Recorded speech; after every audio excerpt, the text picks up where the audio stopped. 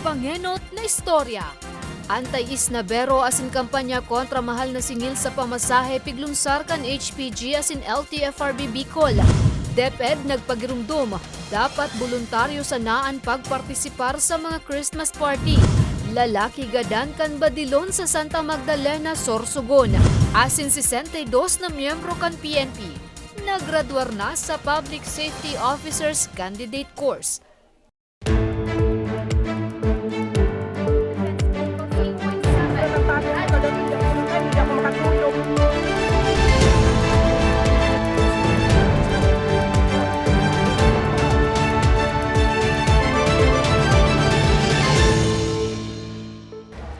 Maray na hapon, Martes, Disyembre 6, taong 2022. Uninan mga istoryang Tatak Bicol. Madadangugman ang mga istoryang ini sa 88.7 Radyo Oragon Catanduanes sa 90.7 Radyo Oragon Legazpi. Anti-Isnabero asin kampanya kontra sa mahal na singil sa pamasahe. Piglunsar kan HPG asin kan LTFRB Bicol. Duwang taxi driver sa Bicol International Airport na sampulan. Uyaan istorya. Yan po sa may Highlands. May metro po ba yan? May metro? Hindi po sir, sa kami Permanent. Puro putas mo kasi yung dadaan natin shortcut. Fix na kayo sa 500. Opo.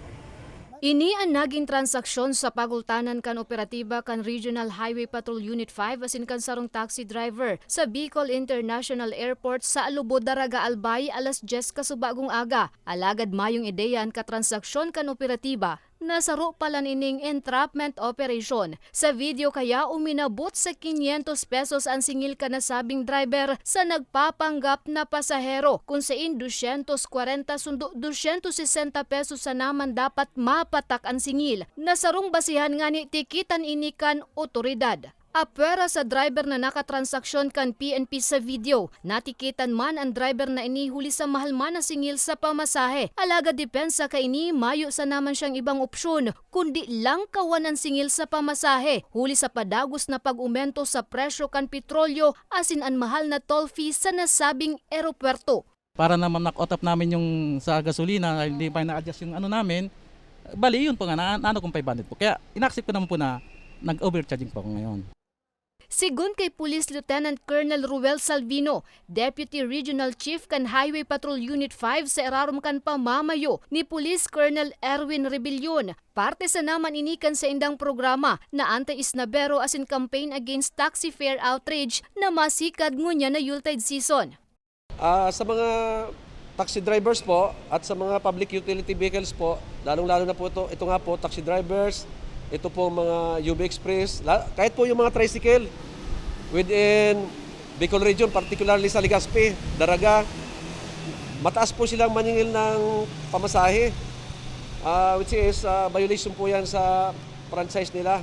Obheto man kan programa na madisiplina ang mga abusadong driver na sobra kung maningil nin pamasahe asin namimili pa nin pasahero. Opo, may mga complaint po dito sa nakakarating po sa regional office namin sa Regional Highway Patrol Unit 5 sa pangunguna po ng aming butihing Regional Chief si Police Colonel Erwin Lanosga Rebellion, at nakarating din po sa yung mga complaint sa headquarters namin sa Headquarters Highway Patrol Group sa Kamkrami. So kaya po nagpalabas ng order yung director namin na magsagawa kami ng entrapment operation dito sa mga abusadong taxi drivers. Katuwang kan PNP sa pag-implementar ka nasabing programa ang LTFRB Bicol. Apwera sa Albay, ikukundusir man ang parehong aktibidad sa iba pang pagtaraid probinsya. Para sa mga istoryang Tatak Bicol, Jen Nunez.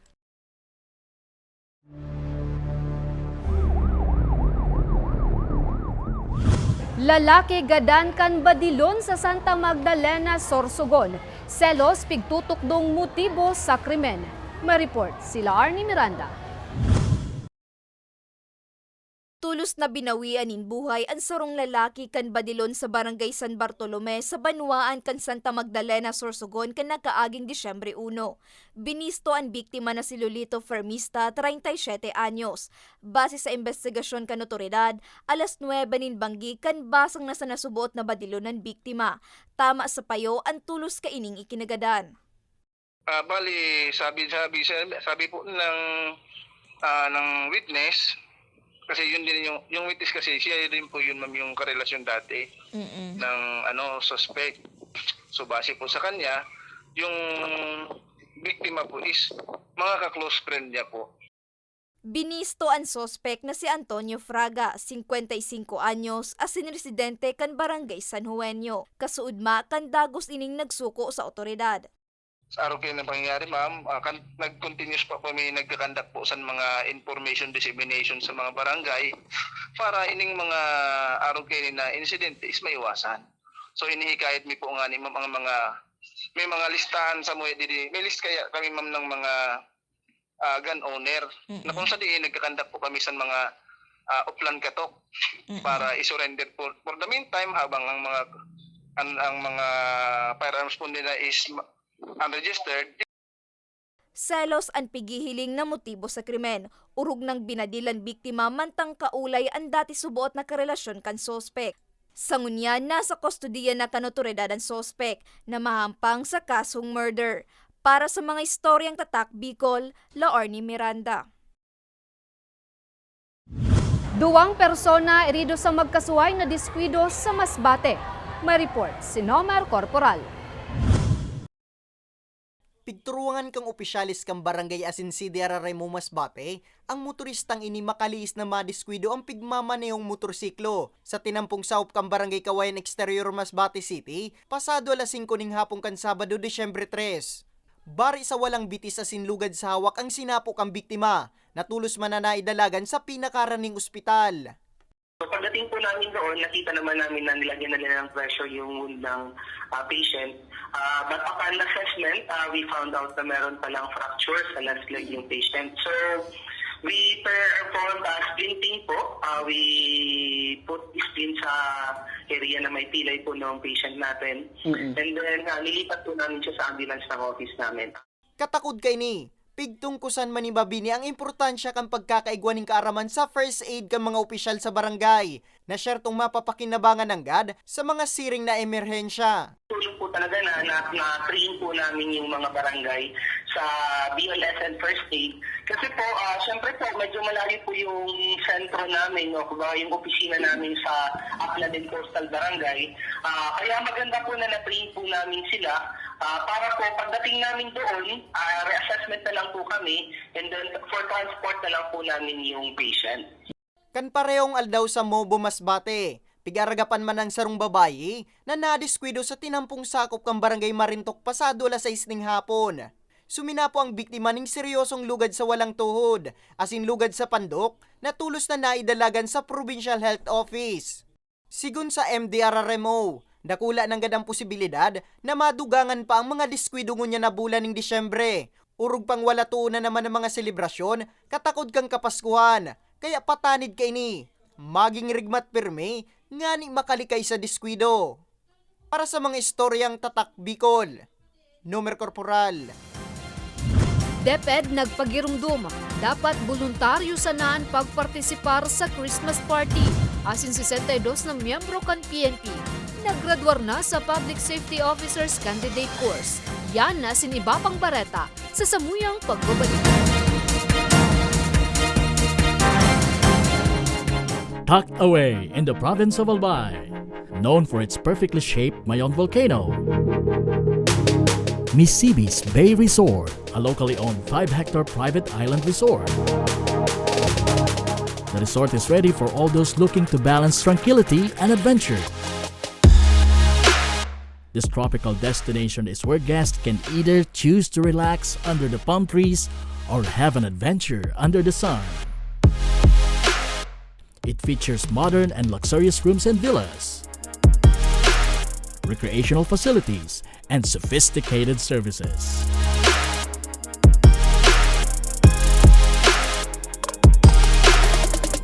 Come and experience Misibis Bay Resort, your tropical island getaway.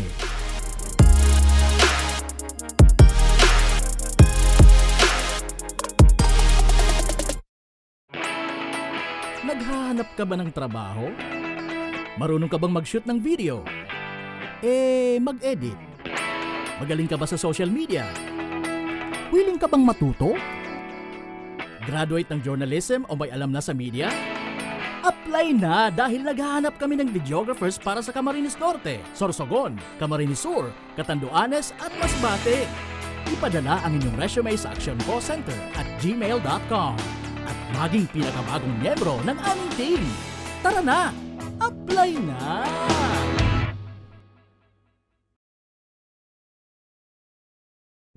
Sa ibong ka nagpapadagos na pandemya, daima nag-uuntok sa pagriparo ang satuyang satiring partido, ang Ako Bicol Party List, yaon pirmi sa pagpadangat kan mga kasaraditan, sa tabang kan manto ni ina, ano man na panahon, hain ka man sa kabikulan. Viva la Virgen! Viva Nuestra Señora de Peña Francia!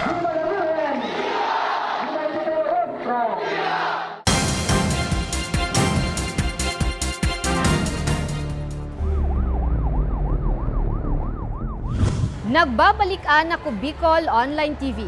Lalaki na dukayang gadan sa Goa, Camarines Sur. May report si Mariel Lorenzana.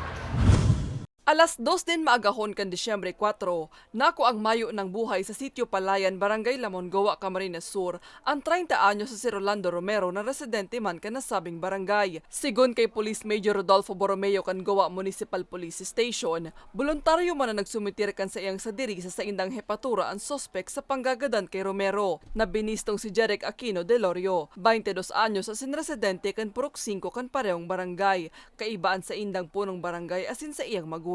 Sigon sa hepatura, nagkaigwa subuot in diskusyon ang biktima asin ang tugang kan sospek. Inabangan man subuot kan biktima ang sospek. Kung sain, nagkaigwa nin komosyon. Hulitan nakainom ang biktima, nawaran subuot ininin balanse asin sa pagkakatumba, aksidenteng nabagok ang payo kay ni. Nagtaramdaan ni si Rolando Romero na dahil siya matugot na mayo ning malagas sa pamilya ni Jeric Aquino. Iniyo sa iyang sa iyang kinugos as in naitulod, kugos na naitulod as in aksidenteng suminama na bagok si payo duman sa kanto kang siminto. Sa presente, nasa kustodiya na kan hepatura ang sospek, mantang pigahalat pa kan otoridad ang ibababang kaso kan piskalya na kahampango ni Delorio. Kukuanan po siya ng extrajudicial confession na sa iyang pag-amin kanti krimen na naginibo niya. Kasi na-assistiyan po siya kan sa iyang magurang asin sa mga barangay official naman sa barangay lamang. Patanad kan otoridad, dain nanggad pag-agiyon sa init nin payo an anuman na dai pagkakasinabutan, nga ni maibitaran ang aksidenteng pwede sir na magbawi nin buhay. Para sa mga storyang tatak, Bicol, Mariel Lorenzana. DepEd nagpagirumdom dapat voluntaryo sa naman ang pagpartisipar kan mga estudyante sa mga gigibuhon na Christmas party. May istorya si Nomer Corporal. Excited na ang 6 anyos sa grade 1 student na aki ni Nanay Rosemary, Kampurok 3 Barangay San Roque, Legazpi City, sa gigibunin ng Christmas party sa masunod na simana. Sigun kay Nanay Rosemary, maski dipisil ang buhay, maut niya man na ma-eksperyensya kan sa iyang aki ang mga siring na okasyon sa eskwelahan. Kaya diskarte niya, ngunyan pa sana nagtitipo na sindang magagum sa pang-ambag asin pangregalo kan sa iyang aki sa party. Ma-experience niya man ang kaugmahan bilang sarong aki. Siyempre, perang taon kita nag-lockdown, medyo nasa loob lang kita kang araw. Kaya para sa iya, kaugmahan na hindi.